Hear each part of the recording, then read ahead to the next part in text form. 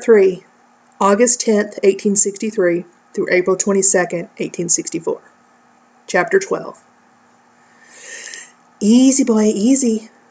All right, now, give me the crutch and sit like you're going to ride side saddle, Annalise said, once Teague had climbed the blocks she'd set up so that mounting Benedict was not as impossible as he had imagined. This is not going to work, he said what she knew he would, but she didn't fault him for it. She didn't think it would work either. Put your hand on the barn wall. Hold him up there, Papa, while I put this contraption on him. Teague blushed when she moved to fasten around his waist the belt Mr. Brighton had made for her, at no charge when he understood it was for the captain, but she paid the redness no mind. And she had not rethought wearing an old pair of Tom's breeches for this riding lesson when Teague stared at her all through their early breakfast, any more than she had reconsidered leaving her hair in the single braid she'd slept in, instead of combing and coiling it up as usual. It would come down anyway. Her brogans, of course, were gone, burned with the dress she'd worn that night in the contraband settlement, and replaced with a new pair of work shoes from the mercantile. Somehow she was unconcerned with any of Teague's reactions to her, since her actions toward him seemed perfunctory and as limited as she could manage. Any deeper sentiments she might have allowed herself to feel could only lead to more of the hypocritical, self-congratulatory, busybody behavior she especially wished to avoid. With any luck, teaching him to ride again would be the last interference she would impose. Now, I've tried Benny out on this belt, and he doesn't seem to mind much, she said while she buckled it around the horse. The weight will seem a bit odd to him at first, but I think once you're relaxed and settled in better, he'll be all right. Teague's doubt showed more in his unwillingness to let go of the wall than it did in his face. And when Annalise took Benedict by the bit to lead him into the yard, Teague leaned forward to hug the horse's neck. I thought you were an experienced horseman. She almost let a teasing tone enter her voice, but held it in check. Yes, well, I've never ridden like a girl, he said a little straighter in the saddle. Annalise smiled and glimpsed Teague's reaction to it. True, she hadn't had her customary grin in the past weeks, and she had noticed he made every effort to bring it back. I do believe you enjoy seeing me humbled like this, he continued. She knew he was only trying to improve on the smile he'd already brought, but he had just chosen the wrong words. She turned to face him. Please don't say that. Annalise, Papa called from the stable.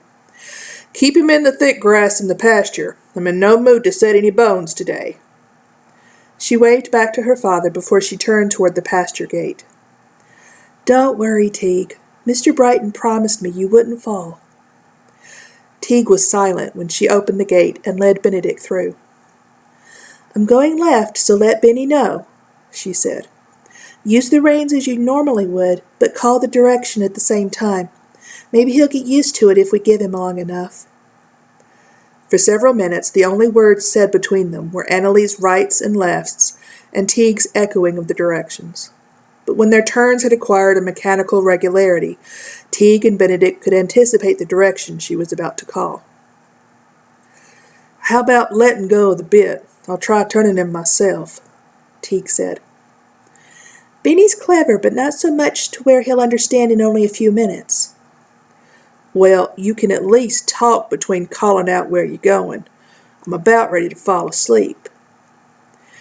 Annalise's breath shortened at the mention of drowsiness and her immediate suspicion that it owed more to opium than to boredom, but she let the opening for an argument pass. We can stop for the morning if you like.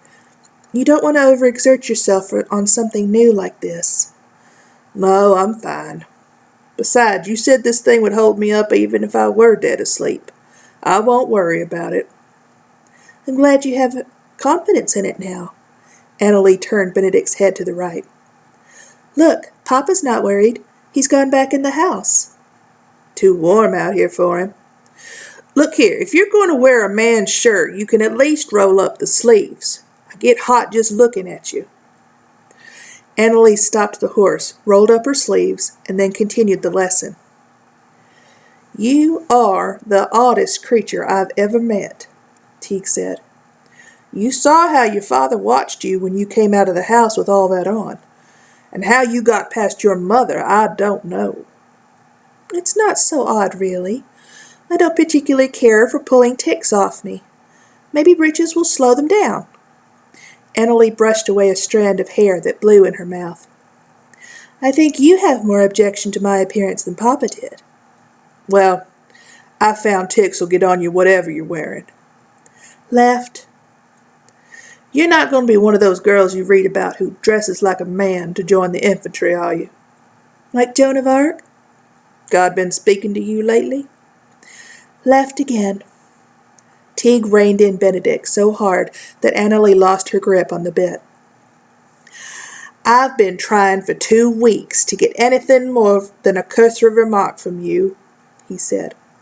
Now I want to know what the matter is. I don't want to argue. Well, I do. He passed his hand over his eyes. No, I don't. I just want to know what happened to you. Annalie turned her face from him and blew out a fine stream of air to keep herself from letting the tightening in her throat become a full-fledged sob. She had considered telling him that very night he had found her cocooned in her cover despite the midsummer heat.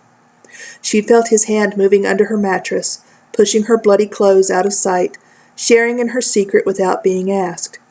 She had watched him hide her brogans and take special care that the blankets in her closet did not look disturbed. He, of all people, would have understood the uselessness of telling her the man's death was not her fault, because he would have known that it wasn't just the death that put her in that bed. He would have sat beside her, watched the dim light wane on her face while she spoke, and when it was dark he would have known not to burn a candle. She would finish her story, and he would be silent. They would sit in darkness, unable to see each other.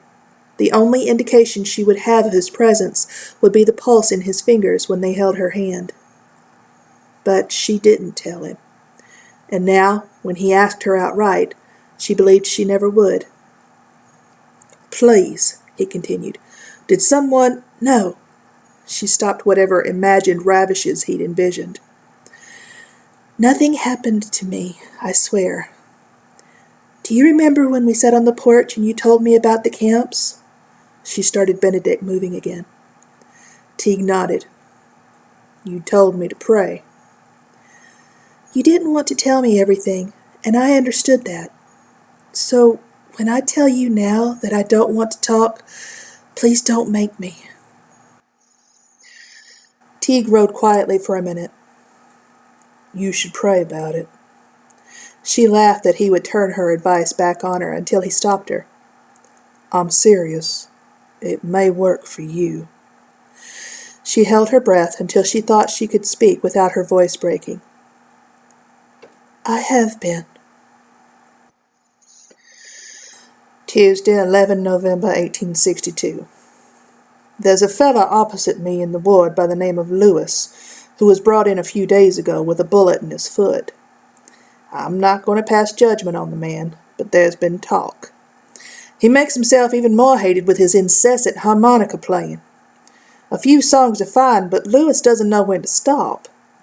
And the harmonica is such a lonesome-sounding instrument. If there's anything that'll bring a man down faster than a harmonica, I haven't heard it. This morning, Lewis started yet another rendition of the Battle Hymn of Republic, and was right at his terrible swift sword when Corporal Wright walked over and calmly snatched the harmonica from him. Wright may only have one good arm, but he can work miracles with it. Mine eyes have seen the glory of the mighty Corporal Wright.